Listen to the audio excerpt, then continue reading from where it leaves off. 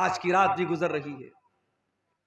میں آپ کے علاقے میں ابھی آ رہا تھا، میری اہلیہ کا فون آیا، بات ہونے لگی، پوچھ رہی تھی پہنچے نہیں پہنچے۔ اچانک جیسے 12 بجا گھڑی میں تیز تیز پٹاخے کی آواز آنے لگی۔ میری اہلیہ کہنے لگی لگ رہا ہے کوئی بارات وارات آئی ہے، کوئی معاملہ ہے۔ میں نے کہا بارات وارات نہیں آئی ہے، 31 دسمبر کی رات ہے آج، ساری دنیا میں جشن منایا جا رہا ہے، نئے سال کا استقبال ہو رہا ہے۔ کیسے؟ شراب پی کر کے، آتش بازی کر کے، زنا کر کے، ننگی عورتوں کو نچا کر کے، ہوٹلوں میں عیاشی کر کے یہ نیا سال کا جشن منایا جا رہا ہے۔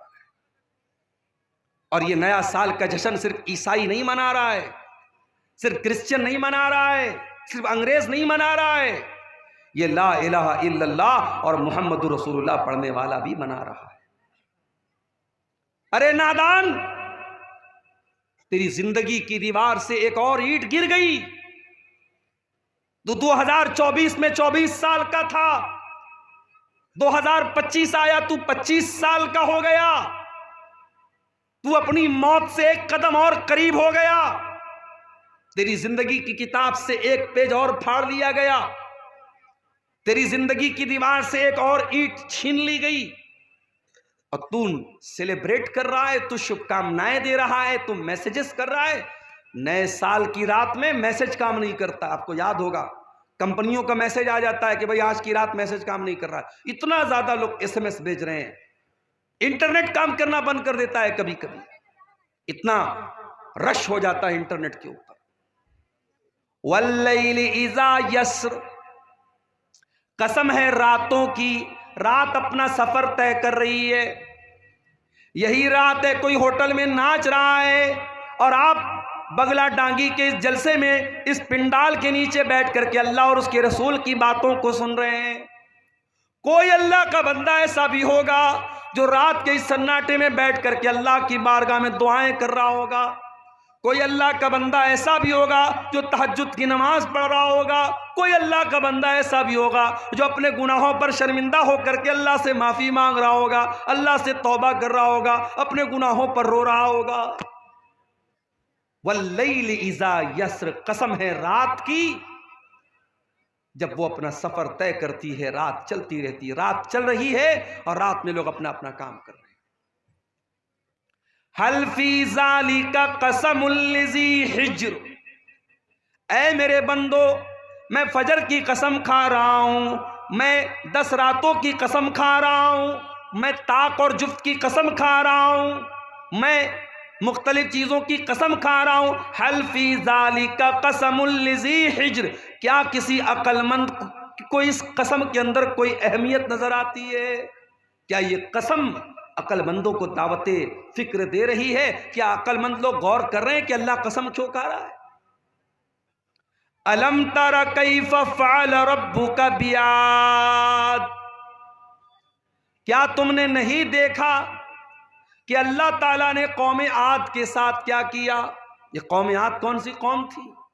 یہ لمبے تڑنگے لوگ ہوتے تھے، اونچی اونچی ہائٹ ہوتی تھی ان کی، پہاڑوں کو پر اپنا گھر بناتے تھے، اور بڑی طاقتور قوم تھی یہ۔ مارے طاقت کے کہا کرتے تھے من اشد منا قوہ، ہم سے زیادہ طاقتور کون ہے، ہم سے زیادہ شکتی شالی کون ہے، ہم سے زیادہ سپر پاور کون ہے؟ اللہ کہہ رہا ہے تم نے دیکھا نہیں ہم نے قوم عاد کے ساتھ کیا کیا؟ ارم ذات العماد، یہ بڑے بڑے لمبے پلر والے مکان بناتے تھے۔ التی لم یخلق مثلها فی البلاد، اتنی طاقتور قوم پیدا نہیں کی گئی۔ التی لم یخلق مثلها فی البلاد، ایسی قوم دنیا میں کبھی پیدا نہیں کی۔ وثمود الذین جابوا الصخر بالواد، کیا تم نے نہیں دیکھا کہ ہم نے قوم سمود کے ساتھ کیا کیا؟ جو قوم سمود پہاڑوں کو کاٹ کاٹ کر کے مکان بنایا کرتی تھی۔ وَفِرْعَوْنَ ذِي الْأَوْتَادِ، اور کیا تم نے نہیں دیکھا کہ فرعون کا کیا انجام ہوا؟ جو نہ ماننے والوں کو، جو فرعون کے آگے سجدہ نہیں کرتے تھے، جو فرعون کی بات نہیں مانتے تھے، ان کے ہاتھوں اور پیروں میں کیلے ٹھکوا کر کے ان کی جان لے لیتا تھا، ان کو مار ڈالتا تھا۔ یہ بڑی بڑی ظالم قومیں تھی، قوم عاد، قوم سمود اور فرعون۔ اللہ نے فرمایا الذین طغوا فی البلاد، یہ وہ لوگ تھے جنہوں نے اللہ کی دھرتی پر بہت فساد کیا، بہت گناہ کے کام کیے، بہت پاپ کیے، بہت اللہ کی نافرمانی کی. فَأَكْثَرُوا فِيهَا الْفَسَادَ، انہوں نے بہت زیادہ زمین کے اندر فساد مچایا. فَصَبَّ عَلَيْهِمْ رَبُّكَ سَوْطَ عَذَابٍ، اللہ نے ان کے اوپر اپنے عذاب کا کوڑا برسا دیا. آج اللہ کے عذاب کا کوڑا ہم پر برس رہا ہے. ہم رو رہے ہیں، ہماری مسجدیں اے اللہ نشانے پر ہے ظالمہ. ہماری مسجدوں پر تالے لگنے کی نوبت آ رہی ہے، ہمیں ڈرایا جا رہا ہے. کل اللہ پوچھے گا قیامت کے دن، ارے تم مسجدوں کی کیا بات کرتا ہے میرے بندے؟ تیرے گاؤں کی مسجد میں مؤذن 5 ٹائم اذان دیتا رہا، تو 5 ٹائم اپنے اللہ کے گھر میں، اپنے محلے کی، اپنے گاؤں کی مسجد میں تو نماز پڑھنے نہیں جاتا تھا. تجھے کیا مسجد کا درد تھا؟ اللہ پوچھے گا تو ہم کیا جواب دیں گے؟ دلی کی جامع مسجد میں ابھی ایک فیس بک پر ایک ریل آئی، ایک غیر مسلم لڑکا ایک مسلمان، حالانکہ لڑکا لڑکی دونوں غیر مسلم تھے، مگر انہوں نے ایکٹنگ کی، ایک ریل بنائی جس میں یہ دکھایا گیا کہ ایک غیر مسلم لڑکے کو مسلمان لڑکی سے پیار ہو. آج کل یہ بھی چل رہا ہے نا، مسلمان لڑکیوں کو پھنسانے کے لیے اس طریقے کی مووی بنائی جا رہی ہے اور ریلز بنائی جا رہی ہے تاکہ مسلمان لڑکیاں اٹریکٹ ہو جائیں ان سب چیزوں کی طرف. جامع مسجد دلی کے اندر وہ ویڈیو وائرل ہوا ہے انٹرنیٹ کے اوپر کہ باقاعدہ ایک بیہودہ قسم کا ویڈیو بنایا جا رہا ہے، اور وہ بھی مسجد کے اندر. دلی کی کچھ مسجدیں تو ایسی ہیں جو کھنڈر بن گئی ہیں. کسی زمانے میں مسجد تھی، اب کھنڈر بن گئی ہے، اور وہ لور پوائنٹ بن گیا ہے. لڑکا لڑکی وہاں جا کر کے ملتے جلتے ہیں اور پیار محبت کی اور عشق و عاشقی کی باتیں کرتے ہیں. اللہ پوچھے گا قیامت کے دن کہ کیا مسجدیں اس مقصد کے لیے تھی، عیاشی کا اڈا بنانے کے لیے، پکنک اسپاٹ بنانے کے لیے؟ تو نے اپنے محلے اور گاؤں کی مسجدوں کی فکر نہیں کی، اور تیرے ملک میں کتنی مسجدیں ایسی تھی جن کو تو نماز سے آباد کر سکتا تھا، تو نے نہیں کیا. تو کیا رونا روتا ہے مسجدوں کا؟ فَصَبَّ عَلَيْهِمْ رَبُّكَ سَوْطَ عَذَابٍ، اللہ کہہ رہا ہے کہ تمہارے رب کے عذاب کا کوڑا ان قوموں کے اوپر برسا ہے جنہوں نے اللہ کی نافرمانی کی. اگر قوم عاد نے اللہ کی نافرمانی کی، قوم سمود نے اللہ کی نافرمانی کی، فرعون نے اللہ کی نافرمانی کی، اور ان کے اوپر اللہ کا عذاب آیا، تو ہم کوئی دودھ کے دھولے نہیں ہیں، ہم پر بھی اللہ کا عذاب آئے گا اگر ہم نے گناہ کو دعوت دی. میرے پیارے ساتھی، ماشاءاللہ حاجی صاحب چہرے پر بھرپور داڑھی بھی رکھے ہوئے ہیں، ماتھے پر سجدے کا نشان بھی ہے، 5 ٹائم کے نمازی بھی ہیں. حاجی صاحب سے پوچھو، حاجی صاحب آپ کے والد کا انتقال ہوا، والد پراپرٹی میں کیا چھوڑ کے گئے؟ حاجی صاحب نے کہا ہمارے والد اپنی پراپرٹی میں زمین چھوڑ کے گئے، کھیت چھوڑ کے گئے، مکان چھوڑ کے گئے، روپیہ پیسہ چھوڑ کے گئے. حاجی صاحب آپ کے کتنے بھائی بہن ہیں؟ ہم لوگ 2 بھائی ہیں، 3 بہنیں ہیں. حاجی صاحب آپ نے اپنی بہنوں کو اپنے باپ کی وراثت میں، اپنے باپ کی پراپرٹی میں، اپنے باپ کے ترکے میں سے حصہ دیا؟ حاجی صاحب کا منہ بند. نہیں، بہن کو تو نہیں دیا. بھائی کے ساتھ بٹوارا کر لیا، بہن کو نہیں دیا. بہن کو کیا دیا؟ بہن کو عزت دے رہے ہیں، ہر سال بہن کو بلاتے ہیں، بہن کو دعوت کھلاتے ہیں، بہن کو تھوڑا بہت اس کا خیال رکھتے ہیں. باپ کی وراثت میں ہم نے بہن کو حق نہیں دیا. حاجی صاحب آپ کون سے مسلک کو مانتے ہیں؟ الحمدللہ پکا اہل حدیث ہوں. حاجی صاحب ہاتھ کہاں باندھتے؟ سینے پر باندھتا ہوں. آمین آہستہ بولتے ہیں کہ زور سے؟ بالکل زور سے بولتا ہوں. حاجی صاحب نماز میں کھڑے ہوتے تو پیر سے پیر ملاتے کہ نہیں ملاتے؟ بالکل ملاتا ہوں، میں اہل حدیث ہوں، پکا اہل حدیث ہوں. حاجی صاحب نماز میں اہل حدیث ہیں، حاجی صاحب داڑھی کے معاملے میں اہل حدیث ہیں، حاجی صاحب نماز کے معاملے میں اہل حدیث ہیں. لیکن بہن اور بیٹی کا حق دینے کی بات آئی تو حاجی صاحب وہی کرتے ہیں جو سماج میں ہوتا چلا ہے. میرے پیارے ساتھیوں، اللہ تعالیٰ نے باقاعدہ ایک سسٹم بنایا ہے کہ کسی کے مرنے کے بعد اس کی پراپرٹی میں، اس کی زمین میں، اس کی جائیداد میں کون کون وارث ہوگا، اور شریعت نے باقاعدہ اس کا قانون بنایا ہے جس کو اسلام کا نظام میراث کہتے ہیں، اسلام کا قانون وراثت کہتے ہیں۔ اگر آپ کو اس کو جاننا ہے تو قرآن کی سورہ نساء کی جا کر کے تلاوت کر لیجئے۔ سورہ نساء کی صرف 3 آیتوں میں اللہ تعالیٰ نے پورا اسلام کا سسٹم آف انہیریٹنس، وراثت کا جو قانون ہے اللہ نے بیان کیا۔ اور اللہ تعالیٰ نے جب وراثت کا قانون بیان کیا تو کیا فرمایا؟ تلک حدود اللہ ومن یطع اللہ ورسولہ یدخلہ جنات تجری من تحتها الانہار خالدین فیہا وذالک الفوز العظیم۔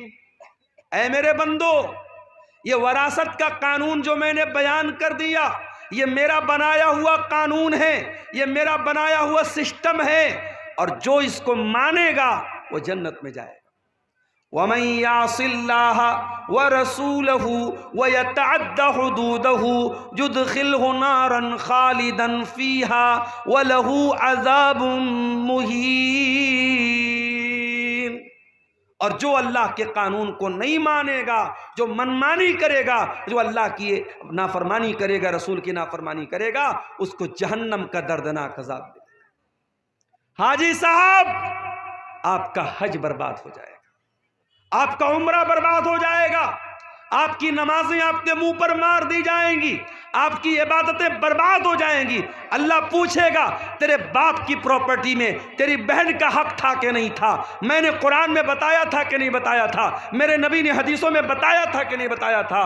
حاجی صاحب، آپ اللہ کو کیا جواب دیں گے؟ بتاؤ میرے پیارے ساتھیوں، کیا یہ سماج کی کڑوی حقیقت نہیں ہے کہ آج ہم وراثت کے معاملے میں اسلام کو فالو نہیں کرتے؟ وراثت کے معاملے میں ہم سماج کو فالو کرتے ہیں۔ بہن کی شادی ہے، ہم جہیز دیتے ہیں جبکہ جہیز کا ثبوت نہیں ہے۔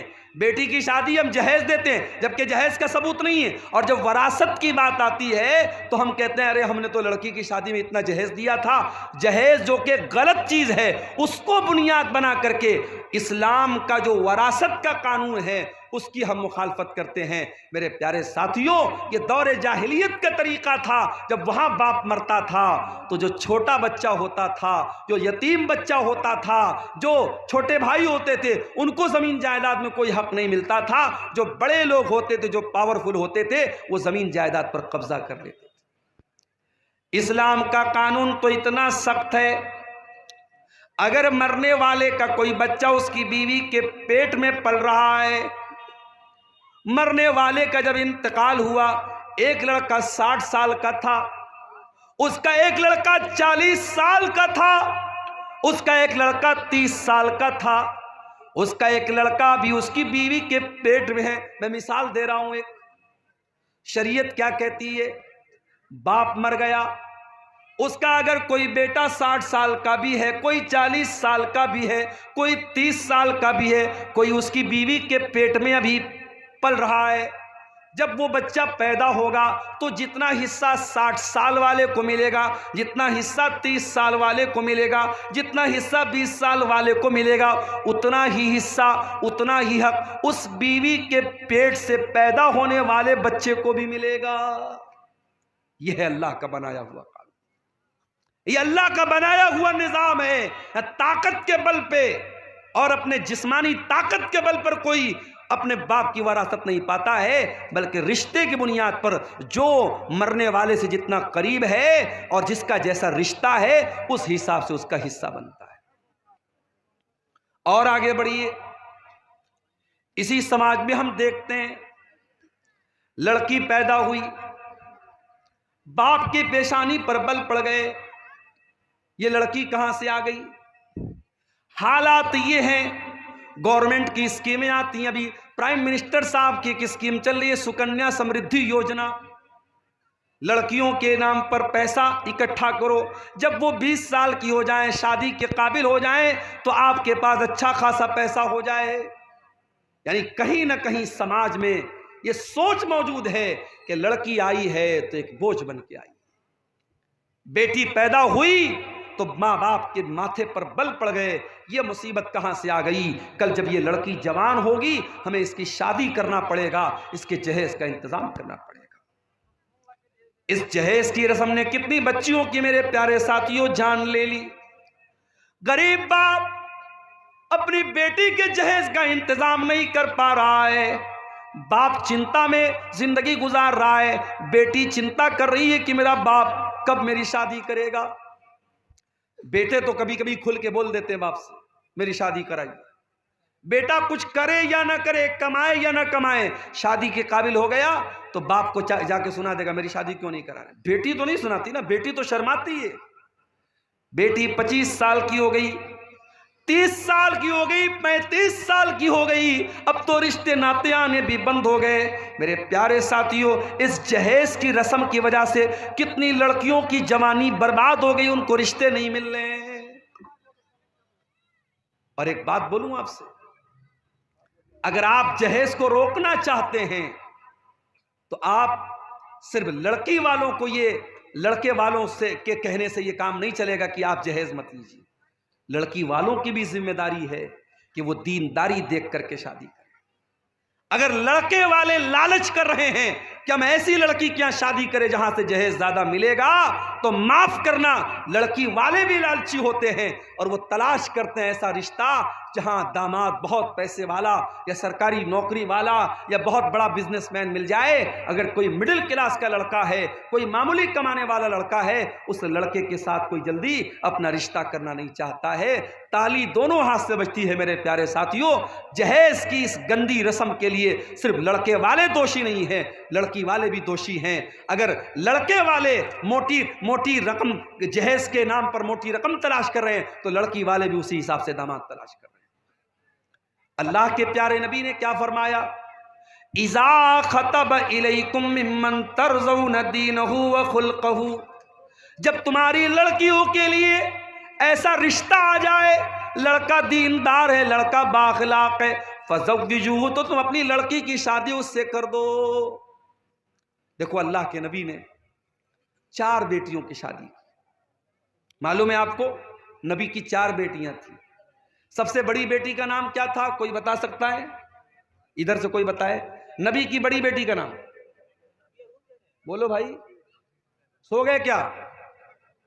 معلوم ہے نبی کی بڑی بیٹی کا نام زینب، نبی کی بڑی بیٹی کا نام زینب، اور داماد کا نام، زینب کے شوہر کا نام بولو، نہیں معلوم؟ کیا تقریر سنتے ہیں آپ لوگ؟ تقریر سن کے بوڑھے ہو گئے اور آج تک نبی کی بیٹیوں کا نام نہیں معلوم، نبی کے دامادوں کا نام نہیں معلوم۔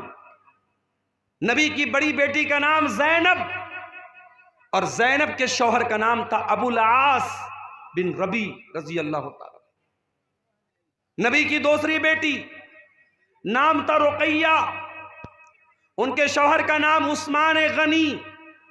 رقیہ کا انتقال ہو گیا، نبی نے اپنی تیسری بیٹی کی شادی حضرت عثمان سے کر دی۔ تیسری بیٹی کا نام تھا ام کلثوم، ان کی شادی ہوئی حضرت عثمان سے۔ دنیا میں حضرت عثمان اکلوتے ایسے انسان ہیں جن کی شادی میں، جن کے نکاح میں نبی کی 2 بیٹیاں آئی ہیں۔ اور رقیہ، ان کی بھی شادی ہوئی، اور رقیہ کا جب انتقال ہوا تو ام کلثوم کی شادی حضرت عثمان غنی سے۔ اور نبی کی سب سے چھوٹی بیٹی، سب سے چوتھے نمبر کی بیٹی کا نام تھا فاطمہ، ان کی شادی کس سے ہوئی؟ حضرت علی سے ہوئی۔ میرے پیارے ساتھیوں، نبی نے اپنے بیٹیوں کے رشتے کرنے میں دینداری دیکھی ہے، نبی نے روپیہ پیسہ نہیں دیکھا ہے، نبی نے زمین و جائیداد نہیں دیکھی۔ آپ نے سب سے لاڈلی بیٹی، سب سے چھوٹی بیٹی حضرت فاطمہ کا جب نکاح طے کیا حضرت علی کے ساتھ، حضرت علی کے پاس کچھ بھی نہیں تھا۔ آپ نے علی سے پوچھا کہ اے علی تمہارے پاس کیا ہے؟ کہا اے اللہ کے نبی میرے پاس ایک گھوڑا ہے، ایک زرہ ہے۔ آپ نے کہا کہ گھوڑا اپنے پاس رکھو، زرہ بیچ دو۔ زرہ بولتے تھے لوہے کی ایک ڈریس ہوتی تھی جو جنگ کے میدان میں لوگ پہنتے تھے۔ اللہ کے نبی کے حکم سے حضرت علی نے وہ اپنی زرہ بیچ دی، جس کو عثمان غنی نے 380 درہم میں خریدا، اور اسی پیسے سے اللہ کے نبی نے حضرت علی سے کہا کہ مہر کا انتظام کرو، کیونکہ حضرت علی اللہ کے نبی کے داماد بھی تھے، اور حضرت علی کس کے بیٹے تھے؟ ابو طالب کے بیٹے تھے، اور ابو طالب کون تھے؟ نبی کے چچا تھے۔ تو نبی نے اپنے چچا کے انتقال کے بعد حضرت علی کو اپنی پرورش میں لے لیا تھا، تو حضرت علی کے گارجین بھی اللہ کے نبی تھے، تو اس لیے آپ حضرت علی کے باپ کی حیثیت سے بھی یہ شادی کرا رہے تھے۔ آپ نے حضرت علی سے کہا تو مہر کا انتظام کرو، اور اس کے بعد چونکہ نئی گرستی تھی، نیا گھر بنانا تھا، حضرت علی کے پاس کچھ نہیں تھا، تو اللہ کے نبی نے حضرت علی ہی کے پیسے سے ایک تکیہ خریدا، ایک چادر خریدا، اور ایک پانی کا برتن مشکیزہ، ایسی ضرورت کی 4-5 چیزیں خریدی ہیں۔ کچھ لوگ اس کو جہیز کا نام دیتے ہیں، معاف کیجئے یہ جہیز نہیں تھا، یہ حضرت علی ہی کے پیسے سے اللہ کے نبی نے اس کو لیا تھا اور اپنی بیٹی کو دیا تھا۔ نبی نے رشتے میں کیا دیکھا؟ دینداری دیکھی ہے میرے پیارے ساتھی۔ واللہ آج میرے پاس ایسے نوجوانوں کے بھی فون آتے ہیں جو بڑے درد کے ساتھ اور بڑی تکلیف کے ساتھ کہتے ہیں کہ مولانا آج ہماری شادیاں نہیں ہو رہی، اچھے رشتے نہیں مل رہے، کیونکہ ہمارے رشتے اس لیے ریجیکٹ ہو رہے ہیں کیونکہ لڑکی والوں کو لکھ پتی اور کروڑ پتی رشتے چاہیے، اعلیٰ شاندار مکان چاہیے، سرکاری نوکری چاہیے۔ ہم دیندار ہیں، ہم نمازی ہیں، ہم بااخلاق ہیں، ہم تقوی کے راستے پہ چل رہے ہیں، مگر ہمیں کوئی باپ اپنی بیٹی دینے کو تیار نہیں ہے۔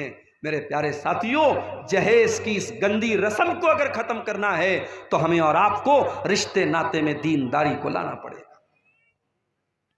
اللہ کے نبی کے ایک صحابی تھے، ان کا نام تھا جلیبیب رضی اللہ تعالیٰ عنہ۔ جلیبیب بڑے ہنسی مذاق کرنے والے صحابی تھے، وہ اللہ کے نبی کے پاس آتے تھے، ہنسی مذاق کرتے تھے، اللہ کے نبی کو ہنسایا کرتے تھے۔ جلیبیب رضی اللہ تعالیٰ عنہ کے چہرے پر چیچک کے کچھ داغ بھی تھے، ان کے چہرے پر کئی داغ تھے، وہ زیادہ خوبصورت بھی نہیں تھے، کالے کلوٹے تھے۔ ایک مرتبہ اللہ کے پیارے نبی نے حضرت جلیبیب سے پوچھا کہ اے جلیبیب کیا تمہاری شادی ہو گئی ہے؟ جلیبیب نے کہا نہیں اے اللہ کے نبی میری شادی تو نہیں ہوئی ہے۔ آپ نے کہا کیوں شادی کیوں نہیں کر رہے ہو؟ کہا اے اللہ کے نبی میں غریب آدمی ہوں، میرے چہرے پر چیچک کے داغ بھی نکلے ہوئے ہیں، میں کالا کلوٹا بھی ہوں، مجھے اچھا رشتہ نہیں ملے گا، اس لیے میں شادی نہیں کر پا رہا ہوں۔ آپ نے کہا کوئی بات نہیں، ہم تمہیں ایک اچھا رشتہ دلائیں گے، ہم تمہاری شادی کریں۔ کچھ دنوں کے بعد اللہ کے نبی کے پاس ایک انصاری صحابی آتے ہیں، اے اللہ کے نبی میری بہت خوبصورت ایک بیٹی ہے، میں اپنی بیٹی کے لیے ایک اچھا رشتہ تلاش کر رہا ہوں، میری بیٹی بہت نیک ہے، دیندار ہے، 5 ٹائم کی نمازی ہے، متقی اور پرہیزگار ہے میری بیٹی، اے اللہ کے نبی میں اپنی بیٹی کا نکاح کرنا چاہتا ہوں، اگر کوئی اچھا رشتہ ہو تو بتا دیں۔ آپ نے کہا کہ آپ کی بیٹی کے لیے ایک رشتہ میرے پاس ہے۔ صحابی بہت خوش ہو گئے، کہا اے اللہ کے نبی جلدی بتائیے کس کا رشتہ ہے؟ آپ نے کہا ہم تمہاری بیٹی کی شادی جلیبیب سے کرنا چاہتے ہیں۔ صحابی جانتے تھے جلیبیب کو، صحابی کے ماتھے پر بل پڑ گیا، لیکن چونکہ اللہ کے نبی کی بات تھی اس لیے کچھ کہہ بھی نہیں سکتے تھے۔ کہا اے اللہ کے نبی میں ایک مرتبہ اپنے گھر میں مشورہ کر لیتا ہوں، اس کے بعد آپ کو کوئی جواب دیتا ہوں۔ انصاری صحابی اپنے گھر آئے، بڑے غور سے سننا میرے پیارے ساتھیوں، نبی کے دور میں صحابہ کے دور میں شادیاں کیسے ہوتی تھی اور رشتے کیسے ہوتے تھے، ذرا غور کرنا۔ انصاری صحابی اپنے گھر آئے اور اپنی بیوی سے کہنے لگے کہ اے میری محترمہ، اے میری بیوی، اللہ کے پیارے نبی نے ہمیں ایک رشتہ دیا ہے، ہماری بچی کے لیے، ہماری بیٹی کے لیے ایک رشتہ پیش کیا ہے۔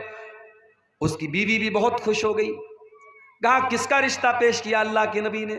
کہا ہے میری بیوی اللہ کے پیارے نبی نے ہماری بیٹی کے لیے جلیبیب کا رشتہ پیش کیا ہے۔ وہ عورت بھی جانتی تھی جلیبیب بڑے کالے کلوٹے صحابی ہیں، ان کے چہرے پر داغ ہیں اور وہ غریب بھی ہیں۔ کہا کہ نہیں، ہم نے بڑے اچھے اچھے رشتوں کو ٹھکرا دیا ہے، ہم اپنی بیٹی کی شادی جلیبیب سے نہیں کرائیں گے۔ فیصلہ کر لیا ماں نے اور باپ نے کہ نہیں ہم یہ رشتہ قبول نہیں کریں گے. ہم لوگ اللہ کے نبی کو جواب دے دیں گے کہ اللہ کے نبی ہمیں یہ رشتہ منظور نہیں. باپ جب جانے لگا گھر سے, اندر سے لڑکی آئی, اے میری امی جان, اے میرے ابو جان, 1 منٹ میری بات سن لیجئے.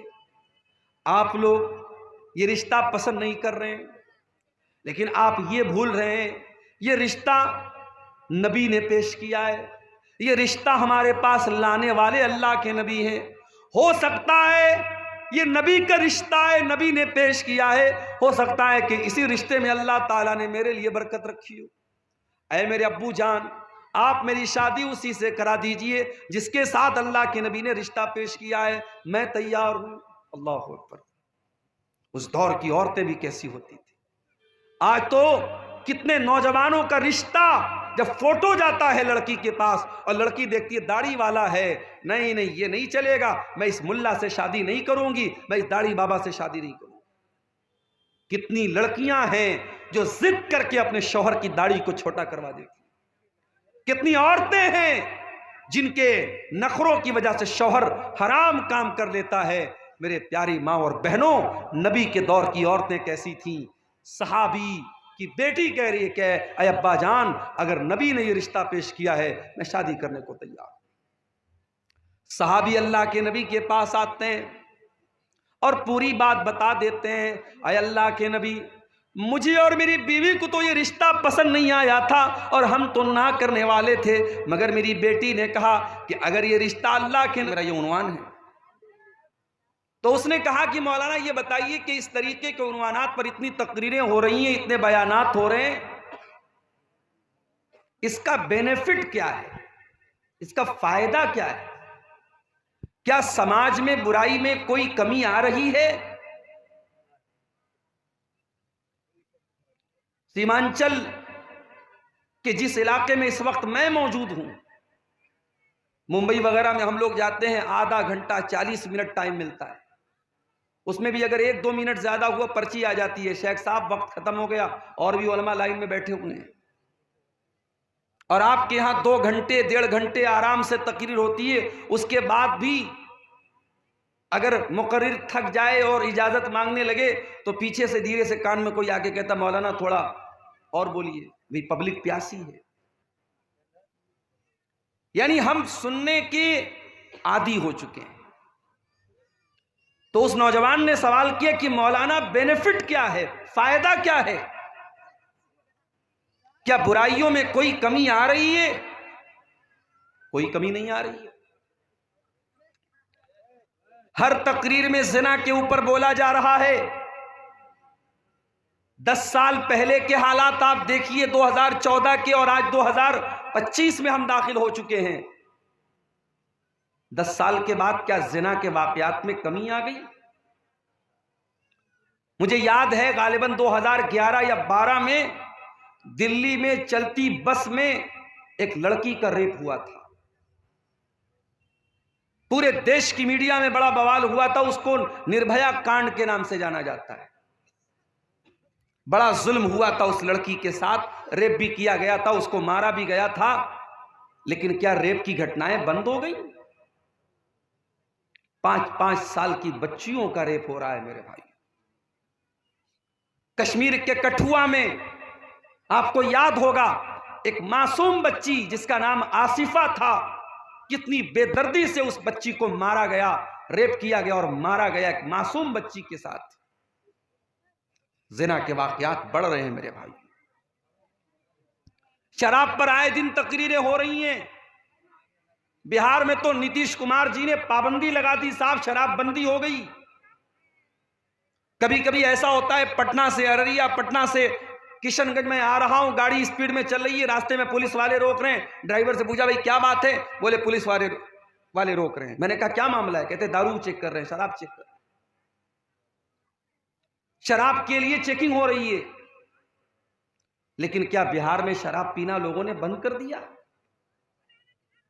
گراؤنڈ کی حقیقت یہ ہے کہ نیپال کے راستے اور بنگال کے راستے پہلے سے زیادہ شراب کی سپلائی ہو رہی ہے بہار میں.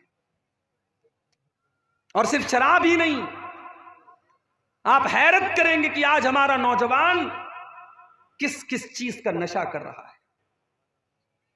سائیکل اور بائک کے ٹائر میں جو پنچر بنانے کے لیے جو سولوشن استعمال ہوتا ہے، جو مسالہ استعمال ہوتا ہے، اس مسالے کو نوجوان نشے کے طور پر استعمال کرتا ہے۔ سردی اور زکام میں زنڈو بام جس کو باڈی پر ملا جاتا ہے، اعضائے بدن پہ، جسم پر، شریر پہ لگایا جاتا ہے، اس زنڈو بام کو نشہ خور لوگ اس کو جو ہے پاؤ روٹی کے اوپر، بن کے اوپر لگا کے اس کو کھا رہے ہیں اور نشہ کر رہے ہیں۔ نئے نئے طریقے اپنا کر کے نشہ خوری ہو رہی ہے، برائیاں بڑھ رہی ہیں میرے پیارے ساتھیوں۔ تو اس نوجوان نے مجھ سے یہی سوال کیا تھا، مولانا یہ تقریر کا فائدہ کیا ہے؟ تو میں نے ممبئی، اس کو تو جواب نہیں دیا، میں نے ممبئی کی تقریر میں یہ جواب دیا تھا۔ میں نے کہا ایک بات بتاؤں آپ کو، برائی جتنی بھی بڑھ رہی ہو، اگر اتنے برائی کے دور میں بھی اگر اسٹیج پر اور مائک میں اور ممبر پر اور محراب میں اگر برائی کو برائی کہا جا رہا ہے، یہ بھی بڑی بات ہے۔ میرے پیارے ساتھیو، ایک زمانہ ایسا بھی آئے گا، آپ اپنی آنکھوں سے برائی کو دیکھیں گے لیکن آپ کے اندر اتنا گٹس نہیں ہوگا، اتنی ہمت نہیں ہوگی کہ آپ برائی کو برائی کہہ سکیں۔ اللہ کے نبی فرماتے ہیں، حسن درجے کی روایت ہے، یہ دنیا اس وقت تک فنا نہ ہوگی، اس وقت تک ختم نہ ہوگی، یعنی قیامت اس وقت تک نہیں آئے گی جب تک ایک انسان دوسری عورت کے ساتھ پبلک پلیس پر، ساروجنک استھل پر، عام مقام پر، عام راستے میں سر عام زنا کرے گا، سر عام راہ چلتے زنا کرے گا۔ اور اس دور کا جو نیک انسان ہوگا، جو متقی انسان ہوگا، جو پرہیزگار انسان ہوگا، وہ کون ہوگا؟ جو زنا سے روکنے والا نہ ہوگا، جو ان دو زنا کرنے والوں کو منع کرنے والا نہ ہوگا، بلکہ اس دور کا متقی انسان وہ ہوگا جو کہے گا لو واریتھا وراء ھذا الحائط، اے میرے بھائی یہ چلتے راستے میں تو کام یہ کام تو نہ کر، تو پبلک پلیس پر تو یہ کام نہ کر، تو اس باغ کے پیچھے چلا جا، تو دیوار کے پیچھے چلا جا، تو بند کمرے میں جا کے جو کرنا ہے تو کر لے، سب کے سامنے مت کر۔ اس دور کا متقی انسان وہ ہوگا جو زنا کرنے والے سے کہے گا سب کے سامنے تو مت کر، تو جا کے دیوار کے پیچھے تو یہ کام کر، تو سب کے سامنے مت کر۔ میرے بھائیوں، برائی پر اگر بات ہو رہی ہے، یہ بات کا ہونا بھی بڑی بات ہے، اور ہمیں معلوم نہیں ہے۔ میں اللہ کا فضل و کرم، میں اپنی کوئی خوبی نہیں مانتا ہوں، اللہ کا فضل و کرم مانتا ہوں۔ آج یوٹیوب پر تقریریں سن کے جب ہم اس کے کمنٹس میں دیکھتے ہیں، بعض نوجوان جب یہ کمنٹ کرتے ہیں کہ میں تقریر سننے کے بعد میں پہلے نماز نہیں پڑھتا تھا، میں نماز پڑھنے لگا۔ بعض نوجوان واٹس ایپ پر میسج کرتے ہیں کہ مولانا آپ کی تقریر سنتا ہوں، فلاں برائی میرے اندر تھی، اب میں نے توبہ کر لی ہے، میرے لیے دعا کیجئے گا۔ میرے پیارے ساتھیو، ہم نہیں جانتے کون انسان ہماری بات سن کر کے اگر توبہ کر لے، اصلاح کر لے، اور وہی ایک انسان کی توبہ تقریر کرنے والے کے لیے بھی، تقریر کو آرگنائز کرنے والے کے لیے بھی، جلسہ کرانے والے کے لیے بھی نجات کا ذریعہ بن جائے، مغفرت کا ذریعہ بن جائے، ہم نہیں جانتے میرے پیارے سے۔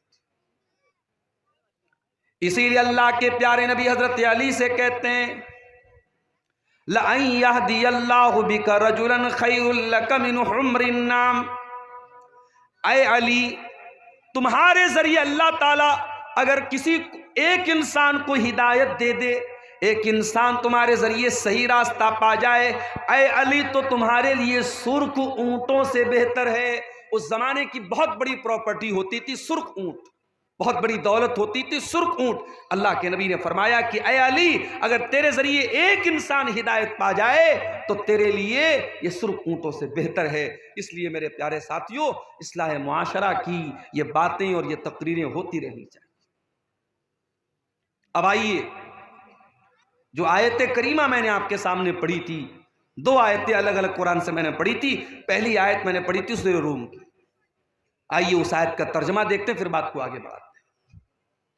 ظہر الفساد فی البر والبحر بما کسبت ایدی الناس، خشکی کے اندر، تری کے اندر، زمین کے اوپر اور پانی کے اندر، جہاں پر بھی تم کو فساد نظر آئے، جہاں پر بھی تم کو بگاڑ نظر آئے، جہاں پر بھی تم کو تباہی نظر آئے، جہاں پر بھی تم کو مصیبت نظر آئے، ظہر الفساد فی البر والبحر بما کسبت ایدی الناس، وہ انسانوں کے کرتوتوں کا نتیجہ ہے، وہ لوگوں کے اپنے عمل کا نتیجہ ہے۔ یہ اللہ تعالیٰ نے بہت بڑا قانون بتا دیا۔ دنیا میں جتنی مصیبتیں ہیں، پریشانیاں ہیں، چاہے کہیں بارش کا نہ ہونا ہے، کہیں بارش کا زیادہ ہونا ہے، کہیں سیلاب کا آنا ہے، کہیں ظالم حکومت کا آنا ہے، جتنی بھی مصیبتیں ہیں وہ انسانوں کے کرتوتوں کا نتیجہ ہے، وہ انسانوں کے پاپوں کا اور انسان کے گناہوں کا نتیجہ ہے۔ دوسری آیت جو میں نے پڑھی تھی قرآن کریم کے 30ویں پارے سے میں نے پڑھی تھی، سورہ فجر کی کچھ آیتیں، والفجر، قسم ہے فجر کی، وہی فجر کی نماز اور وہی فجر کا وقت جب مؤذن اذان کی آواز میں کہتا ہے الصلاۃ خیر من النوم،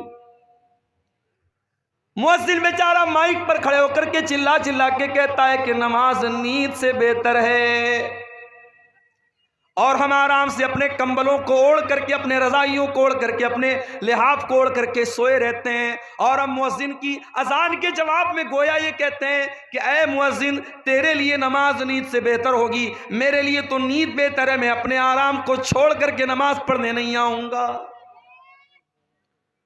کبھی کبھی جب میں صبح نکلتا ہوں کہیں پروگرام کے لیے، مجھے حیرت ہوتی ہے میرے بھائی، ہائی وے کے اوپر مسلمان نظر نہیں آتا ہے، غیر مسلم نوجوان لڑکے لڑکیاں صبح صبح نکلے ہوئے ہیں ہائی وے کے اوپر، کوئی واکنگ کر رہا ہے، کوئی پولیس میں جانے کی تیاری کر رہا ہے، کوئی آرمی میں جانے کی تیاری کر رہا ہے، اپنے اپنے مشن میں دنیا لگی ہے، اور مسلمان نوجوان رات میں فیس بک چلا کر کے، انسٹاگرام چلا کر کے، انٹرنیٹ چلا کر کے بیچارہ وہ سو رہا ہے، فجر میں اٹھنے کے لیے تیار نہیں۔ فجر کا ٹائم بڑی برکت والا ٹائم ہے۔ او دولت کمانے والوں، او بڑے بڑے بزنس کرنے والوں، پیسہ کمانے والوں، فجر کی 2 رکعت نماز جو سنت پڑھی جاتی ہے، اللہ کے پیارے نبی فرماتے ہیں رکعت الفجر خیر من الدنیا وما فیہا، فجر کی 2 رکعت سنت دنیا کی تمام نعمتوں سے بہتر ہے۔ دنیا کے ارب پتی کے پاس بھی وہ دولت نہیں ہے، کھرب پتی کے پاس بھی وہ دولت نہیں ہے جو 2 رکعت فجر کی سنت پڑھ لیتا ہے۔ اتنی قیمتی ہے 2 رکعت یہ سنت فجر۔ اسی لیے اللہ کے نبی فرماتے ہیں من صلی الصبح، جو فجر کی نماز جماعت کے ساتھ پڑھتا ہے، فہو فی ذمۃ اللہ، وہ اللہ تعالیٰ کی ذمہ داری میں آ جاتا ہے، وہ اللہ کی پناہ میں آ جاتا ہے، اللہ کی سرکشا میں آ جاتا ہے۔ جب آپ اپنی صبح کی شروعات ہی فجر کی نماز میں غائب رہ کے کرتے ہیں، اللہ کی سرکشا کہاں سے حاصل ہوگی، اللہ کی حفاظت کہاں سے حاصل ہوگی؟ والفجر، قسم ہے فجر کے وقت کی۔ اللہ کے پیارے نبی جب کسی لشکر کو بھیجتے تھے تو فجر کے ٹائم بھیجتے تھے، اور آپ دعا کرتے تھے اللہم بارک لامتی فی بکورہا، اے اللہ تو میری امت کے صبح کے ٹائم میں برکت عطا فرما۔ تیرے نبی نے جس ٹائم کی برکت کی دعا کی تھی تو اس ٹائم سویا پڑا رہتا ہے۔ فجر کے وقت کی قسم کھا کر کے اللہ تعالیٰ بتا رہا ہے یہ بڑا ہی برکت والا وقت ہے، بڑا ہی سہانا وقت ہے، میں اس وقت کی قسم کھاتا ہوں۔ وَلَيَالٍ عَشْرٍ، اور قسم ہے 10 راتوں کی۔ یہ کون سی 10 راتیں؟ مفسرین نے لکھا ہے، علماء نے لکھا ہے، یہ ذی الحجہ کی 1 تاریخ سے لے کر کے 10 تاریخ تک کی 10 راتیں۔ جس طریقے سے رمضان کی آخری 10 راتوں کی بہت فضیلت ہے، ویسے ہی ذی الحجہ کے شروع کے 10 دنوں کی بہت فضیلت ہے، بلکہ کچھ حدیثوں میں اللہ کے نبی فرماتے ہیں کہ سال بھر میں کسی نیکی کا ثواب اتنا زیادہ نہیں ملتا ہے جتنا ان 10 دنوں کی نیکی کا ملتا ہے۔ رمضان میں تو تھوڑی بہت ہم لوگ نیکی کرتے ہیں، مگر ذی الحجہ کا جب مہینہ آتا ہے، کوئی بکرا خرید رہا ہے، کوئی بیل خرید رہا ہے، کوئی قربانی کا جانور خرید رہا ہے، بس اتنا ہی ہم اس کا خیال کرتے ہیں۔ ذی الحجہ کے شروع کے 10 دن بڑے قیمتی ہیں، اللہ تعالیٰ قسم کھا رہا ہے۔ والفجر، قسم ہے فجر کے وقت کی، ولیال عشر، اور قسم ہے 10 راتوں کی، والشفع والوتر، اور قسم ہے طاق کی اور جفت کی۔ طاق اور جفت سمجھتے ہیں، جس کو انگلش میں آڈ اینڈ ایون بولتے ہیں، پتہ نہیں آپ کے بنگلہ میں یا شیرشابادی بھاشا میں اس کو کیا بولتے ہیں۔ ہمارے یہاں بنارس کی بھاشا میں فٹ اور جوڑا، 2 ہے تو جوڑا، 1 ہے 3 ہے تو فٹ بولتے ہیں۔ آپ کے یہاں کیا بولتے ہیں؟ جوڑ بے جوڑ، جوڑ بے جوڑ کی قسم کھا رہا اللہ تعالیٰ۔ اللہ تعالیٰ بے جوڑ ہے، ایک ہے، وہ 2 نہیں ہو سکتا۔ دنیا کی ہر چیز کا جوڑا موجود ہے، زمین کا جوڑا آسمان، اندھیرے کا جوڑا اجالا، لڑکے کا جوڑا لڑکی، ہاتھ کا جوڑا پیر، ہر چیز کا جوڑا موجود ہے، ہر چیز کا کوئی نہ کوئی اپوزٹ موجود ہے، لیکن اللہ تبارک و تعالیٰ ایک ایسی ذات ہے اس کا کوئی جوڑا نہیں۔ والشفع والوتر، قسم ہے جوڑ کی اور بے جوڑ کی، طاق کی اور جفت کی۔ واللیل اذا یسر، اور قسم ہے رات کی، جب رات اپنا سفر طے کرنے لگتی ہے، رات گزرنے لگتی ہے۔